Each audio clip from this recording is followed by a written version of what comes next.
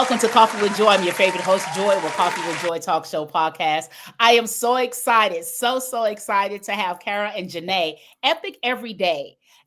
Do you ever go to find some apparel that looks like you, or just something that speaks to you that brings up your confidence? Well, I'm so excited to have my guests, Cara and Janae, as they talk about their business. How did they come up with this business? And of course, you're going to see this lovely decor that sits behind them. So after these messages, we're going to talk to my guests, Cara and Janae, just in a few. Stay tuned.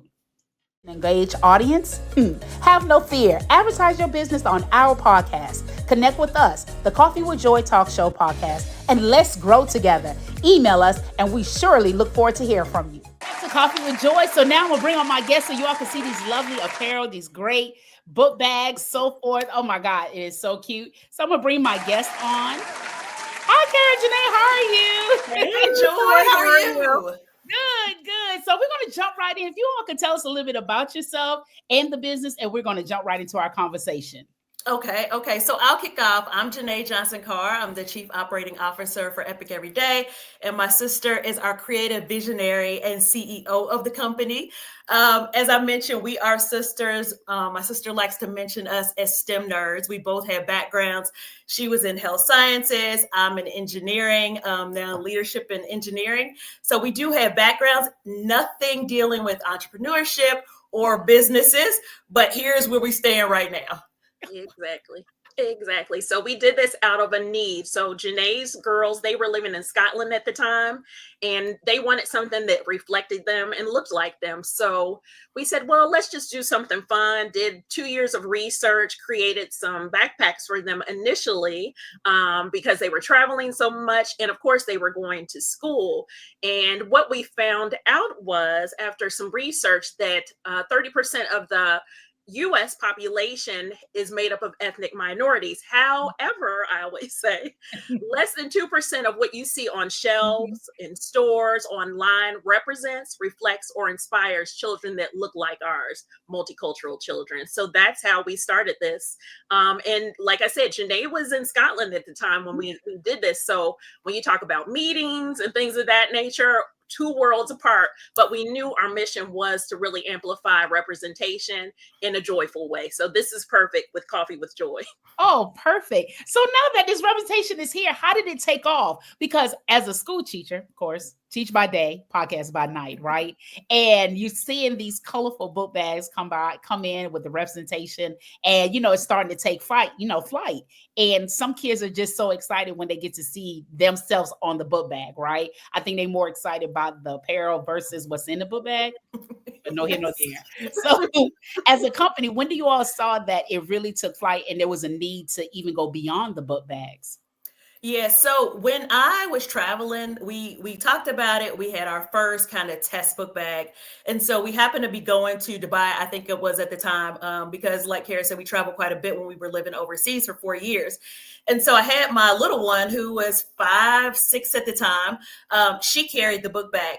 And the first time I knew there was a need, we were stopped in the airport by a gentleman who was not even minority. And he was like, oh my God, I love that backpack. That is the cutest thing. And it actually was one of the backpacks behind me.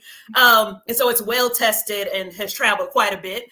But he stopped me and he made comments on it. And he said he was like a graphic designer. He was like, that is really cool. And so we were going to a theme park, got out of the taxi, and a lady came up to me and she was like, oh my God, I need that book bag. It was an African-American lady. She said, I need that book bag. She lived in Saudi Arabia. And she was teaching in Saudi Arabia, and her little girl was with her. They were on vacation as well. And she ended up being our first client. She asked me about the book bag. She asked about a website. I'm like, I don't even know if we have a website yet.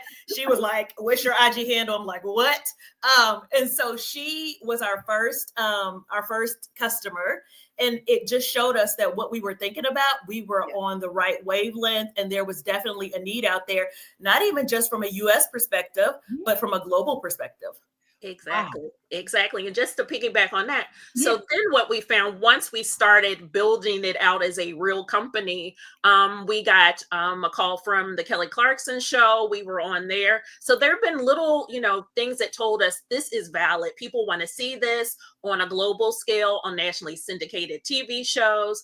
We're part of Beyonce's Black Parade route, rather. So there's a lot of things that kind of gave us a green flag that said you're on the right track, keep going, keep moving. And really for us, what inspires us is seeing the kids with our things. Yeah. So we offer not only school gear, so backpacks, lunch bags, but also apparel, home goods, so that's plush blankets, wearable blankets, duvet cover sets. So anything you think of for our busy little lives, as I always say too, we have, because when we really launched, one thing that happened was in 2019, a couple of months after we launched, Yeah. COVID. Yeah. So we had all this stuff that was supposed to be for school and travel, but there was no school, all that came to an abrupt halt. So what we had to do was think of something innovative. What are we going to do? We went into apparel, because even though kids were at home, they still wanted something that was cute to wear, Right. on their Zoom classes or whatever. And then also at home. So we had the towels made, we had, the duvets, the pillowcases, things of that nature. So we still wanted to bring that confidence and joy into the home, even though they couldn't travel or go to school at the time. So that's when it became built out as a lifestyle brand, not just a kid's school brand. Wow. Now, do you find yourself selling to adults? Of course, it's very kid friendly. It's very eye opening to the child. But as an adult, as myself, like I told you on our pre-call, I love colors, right? I'm in my black and white, but no here, no there. But I love colors, right? I am a fan of colors. And do you find yourself adults just saying, "Hey, can I get this? This is for me." Do you find that to be an influx as well? Of course, the big kids. I just call them the big kids. The Gotcha. big kids at heart. And actually, we have educators that have really influenced us, because we weren't doing Mm. totes either in the beginning. We do have totes that were actually influenced and were a recommendation from educator friends, counselors, and specialists within the educational field that said, "Hello, what about us too?" So we listen to the customers. We have new ombre hoodies, so they're like a mini me matching set. So you can get something that matches your little one or your nieces or nephews, or even your godchildren, but you can have an ombre, hoodie to match you as well. So we do have the big kids out there too, that we do have to the Yeah. masses, and we're big kids anyway. So Right. Yes, definitely. And I will say we do have a shout out to a registered nurse. She has the backpack, she has the lunch bag, which she takes every single day with her food in. And she's like her colleagues are like, "Oh, I need to get that." So there is a need, and people like, even though they're kids, but we do have a black collection that is more just our logo. So I carry those chest bags every day. And like Kara said, we do have family friendly products as well, where you can dress like the kids or the godchildren or whatever that may be. and we continue to expand that as well, Joy. Just wanted to throw one more thing in there. I Oh, don't go know ahead. how I forgot this, because I was in the healthcare field. We recently added scrub tops. So we Oh, have scrub tops that have the characters all over them, and they're in about 10 different colors. So we're continuously listening to the customers or those who inspire our customers and say, "Oh, have you thought about this?" But just because of my healthcare background, that was something I wanted to do. And we want to expand on that healthcare and wellness collection as well. awesome. I know that you guys are only online, but do you all plan to have to be brick and mortar, or do you all do vending as well? Because some companies, when they start off and people's like, "Okay, I probably need to touch and feel," even though, because again, not people see an individual with the item, but they don't always get to may not see the item, because I see the item now, but what is it durable? Is it really strong? You're, as a consumer, I'm asking these questions on the behind the scene and really saying, "Okay, I know what a blanket feel like, but what's this blanket? Because this blanket may be good for the airport, or I need this book backpack, for my child," and so forth. So do you all plan to be brick and mortar, or do you all do any vending as well? Sure, I'll jump in that one as well. So we have been in brick and mortar stores, Mahogany Mhm. Books. We're more seasonal, so sometimes during Okay. back to school, we've been in Mahogany Books here in the Washington D.C. area. We've been in Camp, which is in a New York location. It's a kids immersive experiential kind of boutique that we've been in. And then also we're looking at being in more retail, so that's something we're thinking about. And then as far as just being in other spaces, we've done pop-ups. So we've been on pop-ups in traditional areas, marketplaces, but we've also done them at like the arena stage. There was a conference at the Gaylord, which was sponsored by Howard University and PNC. So we've done some things with them as well. So we're always looking for new ways for, like you said, people kind of the show and tell. Let me see how plush that blanket really is. Let me see how soft or durable everything is. So we love things like that. And that's just a way for us to get to know, the consumer and the customers even more deeply, and to hear from them firsthand, what they like, what they don't like, some suggestions and things of that nature. Jenae, did you have anything to add to that as well? I was just going to say they are super durable. That backpack with the headband is 5 years old. And if you know my daughter, she is super rough and tough, and she has slung that thing around, and it's still going. So yes, we have the pictures to prove it. We have pictures in Dubai with that same backpack, Tokyo with that same back. Jenae, you probably read off Barcelona. That exact backpack behind her everywhere. Has been everywhere. And you just pop it in the washing machine, and it comes out just as vibrant as when you got it the first day. So this is definitely a top seller. So of course, when people listen to this and see this, it's already selling itself, because what parent wouldn't want a backpack that could last for a whole year at least, right? Because again, it's always we want the new, but something that could last all year.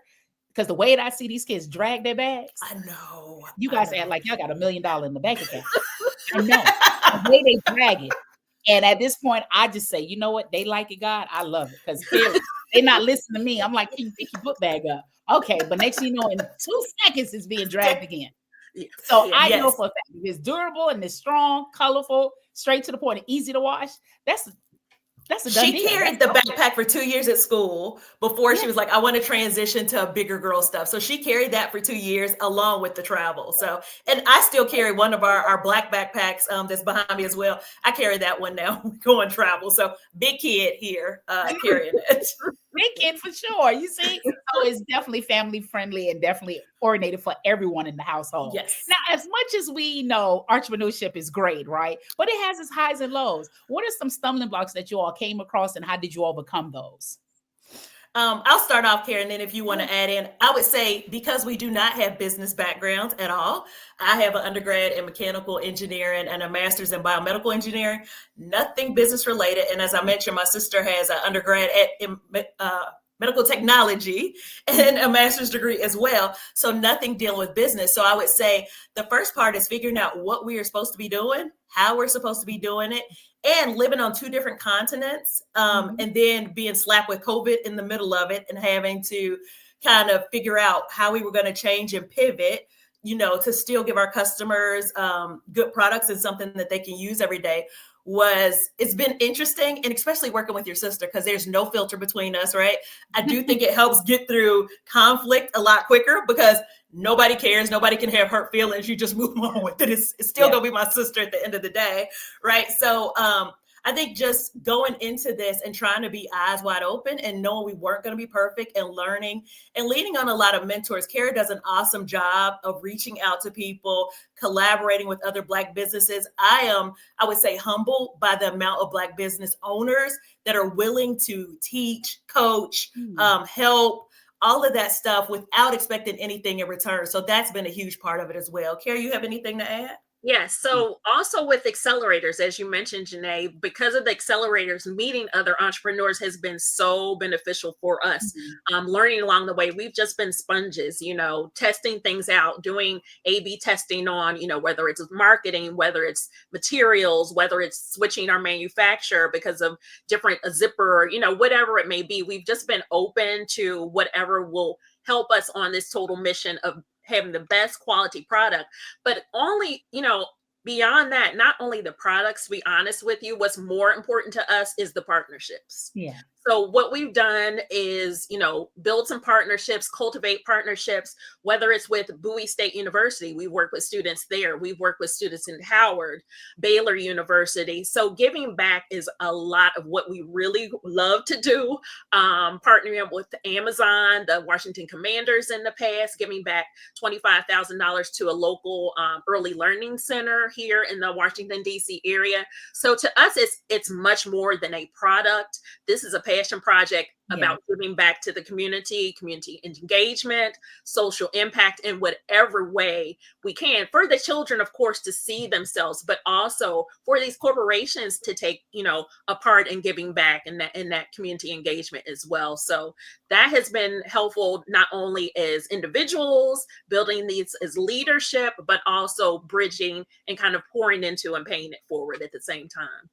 And I'll just add one more thing. I think, we were kind of bootstrapping ourselves, right? So that is a big deal as well. Because my sister wants to go crazy of, let's get this and this and this. And I'm like, whoa, we got to pay for this stuff, right? Reel me back in. Yes, I have to often reel her back in. So we play off of each other. I would say my strengths are her weaknesses and her strengths are my weaknesses. So we play off each other very well. But if you are trying to bootstrap and start, you need to think ahead financially of what is it going to cost to keep this going? Because you don't want to start and then you have customers interested and then you have to stop because of whatever reason.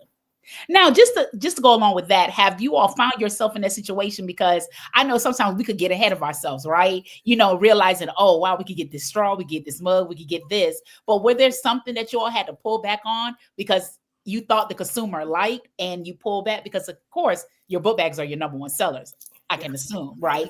But there was something that you all probably had to pull back, or there's anything that you all had to pull back on, or probably just say, you know what, we'll just have to keep this one seasonal, or just probably just bring it back at a certain time. It's almost like Starbucks and their pumpkin spice, is only a certain time. Did you all find yourself in that situation? For us, I don't think we really have run into that because we are really good about risk analysis. Mm-hmm. So there may have been some specific collections, like every once in a while, we'll bring out our red collection. Sometimes during the holidays or during Valentine's Day, we'll bring out pretty much everything you see, but in red. So when we have those kind of limited exclusive collections, that works well for us. Other than that, we haven't seen a lot of that. We're really careful about that. And not only that, we're sustainable as far as production. So we're eco-friendly production, small batch. And we wanted to do that also because it's good for the environment and, lessens that carbon footprint. So we don't have cases and cases and cases of most of what we have. It is special order oftentimes in small batch production. So that has been really actually a great key for us at the same time where others are losing, thousands and thousands because they have a lot of inventory sitting. Yeah. We really don't have that huge problem with that because we do small batch production or specific production for some of our corporate partners or special events. Yeah. Oh, wow. And I will, just for people listening, I would say one thing that I think is important is you might say, oh, I'm going to get this bulk because I get it at whatever price, but then you're stuck with that inventory. Then you have to figure out how to house that inventory. And do you have to get a warehouse? And do you have to pay for that month over month? So people don't necessarily, they just see as savings, right? And I think we have been very smart. And I think some of it is playing to our backgrounds. Like I'm in supply chain and engineering, right? So I'm like, I know that's not a smart idea to have a whole bunch of stuff because I'm not housing it in my house. So we just think through things like I do. And I think, once again, not a lot. We don't want to have a lot of inventory. It's just not a smart way to move forward. And right now, as you know, tons of businesses are going out of business. I mean, in the last couple of months or so, and then we aren't talking about just small businesses. We're talking about huge retailers, big box retailers as well, either consolidating some of their locations because, and then we'll see it at Ross or Marshall's. You're seeing the Gucci's and things like that. So it tells you, some of that huge mass production is not the way to go in the future, And it's almost like in the words of Bernie Mac, leaving the people wanting more, right? Sometimes it may feel good, but let's just order the 10 because we'll feel great knowing the 10 is gone versus the 15 and we struggle with the 15. And And I think, and also, as you all was explained, that kind of brought to mind where some of like these boutique, because at one point these boutique was going strong, and now they have to consolidate. You know, they're going out of business. Even there's some that I follow, and when I look back and I say, wow, they haven't posted since 22. And of course, they didn't state why. I just used my observations. Right. So just to hear that, and it's really just taking that analysis, looking at your business across the whole spectrum. And see, and it's just you two. Now, do you all have other workers that you all work with just to assure that everything is met? Because entrepreneur may seem easy on the front end, but in reality, as you start to go deeper, as we know in the ocean, it gets dark. It gets dark. Is it just you two, or do you all have other partners or workers or that help you all along the way to assure that everything is right and moving correctly? Yes, we do have consultants that we work with. Okay. We do have a graphic designer that we had at one time. Because the collection is built out, we don't have that person. We do a lot of it, or we consult out for some of those. So we have contractors or consultants, and it is a family-owned business. So our husbands don't get away with not doing something at some point. If something needs to go to Amazon, because we're also on Amazon as well, I forgot to say that, then we have to make sure, that the inventory is ready, that it's, the imagery is done, that kind of thing. So we do have consultants. And actually, Joy, you and I met from my favorite photographer, yes. Crystal, so iMagery. So we have a lot of people that pretty much every image you see, whether it's, commercial wise, whether it's website, came from iMagery. So we try to keep it local. We try to keep it, minority or small business owned or women owned businesses that we support or that we use. Our characters were done by a gentleman out of Curacao, a Jamaican guy that lives in Curacao. Our logo was by a Filipino young lady that lives in our area in the DMV. So we try to keep it women owned, minority owned, just to support those artists and artisans that don't get to shine a lot of times. That's awesome. I would be remiss if I don't mention my kids, because they're going to say, you talked about daddy, you didn't say and I do more than he does. So yes, my kids, of course, do a lot as well. So I just want to throw them in there. So when they listen, mommy loves you. Yeah. And they are not only our beta testers, but also they give us feedback on, character design, colors, and we listen, because there might be something that we say is fabulous, and they're like, that aesthetic is not what is going on right now. So we need to change that, and they will tell you. And that's, because that is our audience. They're getting a little bit older, but we do tell them, remember when you were a little bit younger, what would work best for the kids, So everything pretty much has to be okayed, especially Aubrey has to okay. That's our mini CEO. Right. Not the mini CEO. Yes. And she will tell you if she likes it, if she doesn't, what she thinks, what you need to change. Like, there's no filter on her. So you know exactly what she's thinking. And we appreciate that. I know, completely, right? Because kids definitely will tell the truth. That's, especially when they're not in trouble. I'm going to give you the raw deal. Yeah. So when I'm not in trouble, I'm giving you the itemized 1.1, 1.2. I see it happen all the time. But you say I'm not in trouble. Great. Here's what happened. That's good. You guys got your good beta tester. Now, do you all decide that you may want to change the graphic or keep it the same? Or do you find the longevity is best for the company?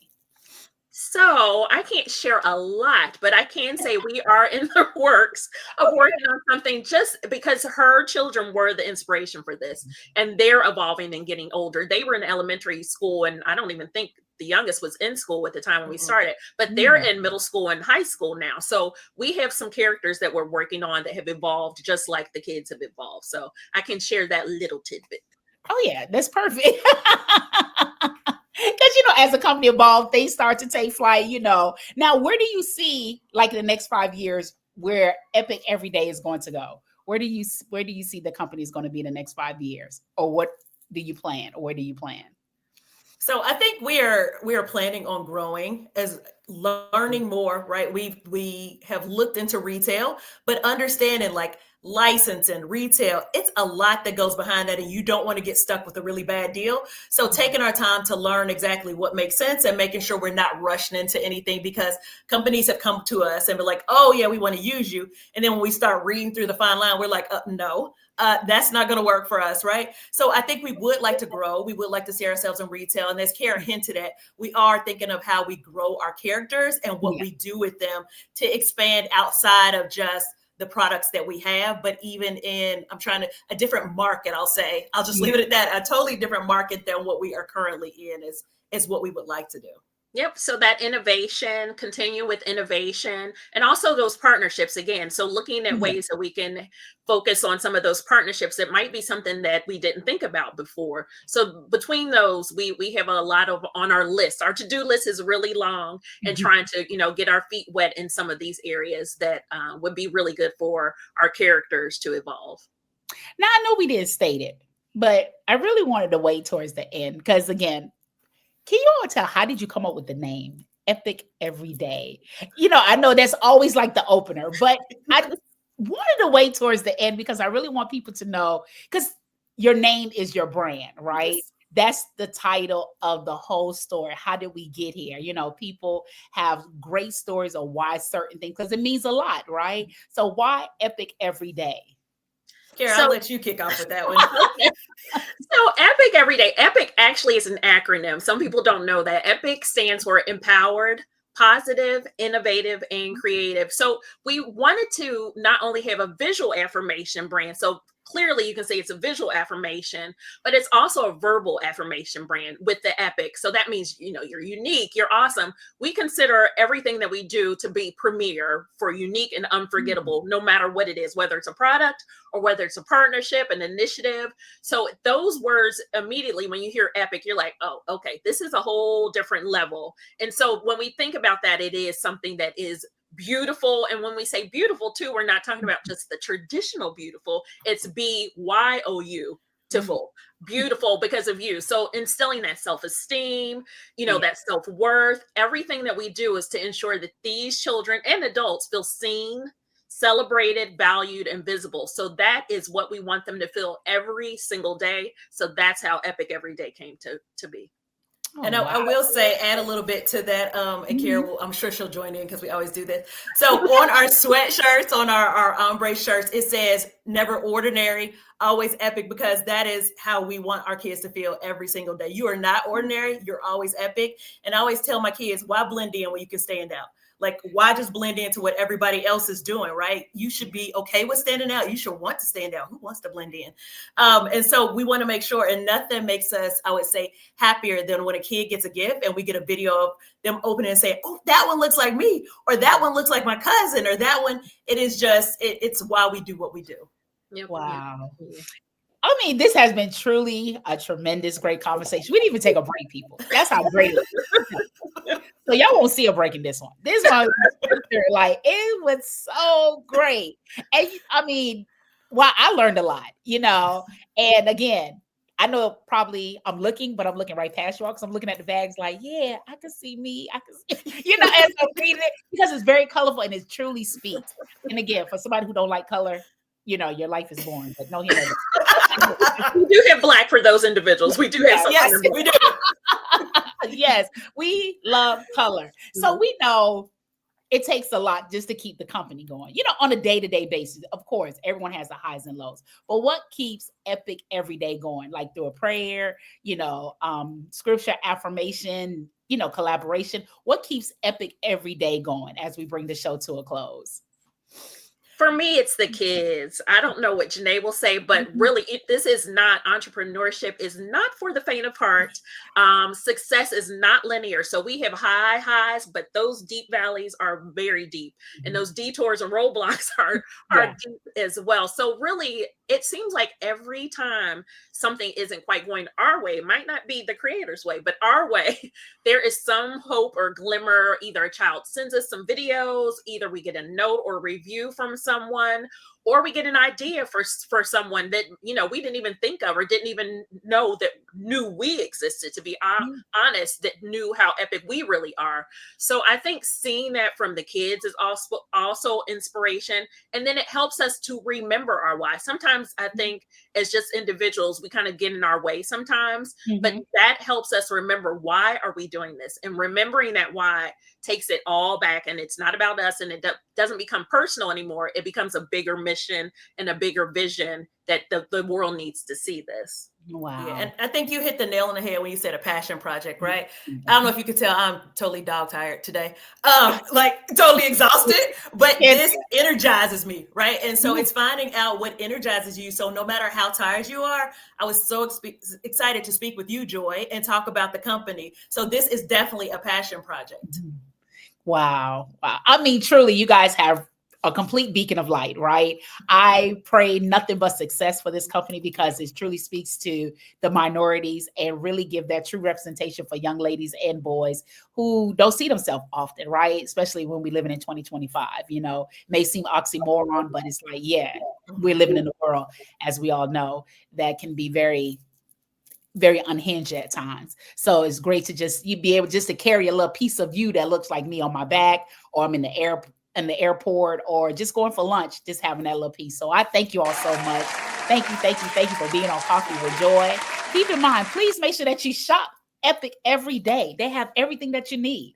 Please make sure you check out everything that they have, from book bags to purse to you name it, cups, everything. So please make sure that you check them out. And if you would love to be a guest on Coffee with Joy, please make sure that you go to our email, which is thecoffeewithjoyshow@gmail.com, or go to our website, which is thecoffeewithjoyshow.com. And if you would like to patronize our company, please make sure that you follow the QR codes that's located on the screen. Any amount that will help towards our company, that will surely help to move our company towards nothing but higher levels. So as always, as you know, if it's a weekday or a weekend or Epic every day, it is Coffee with Joy, live life on purpose, and see you all soon.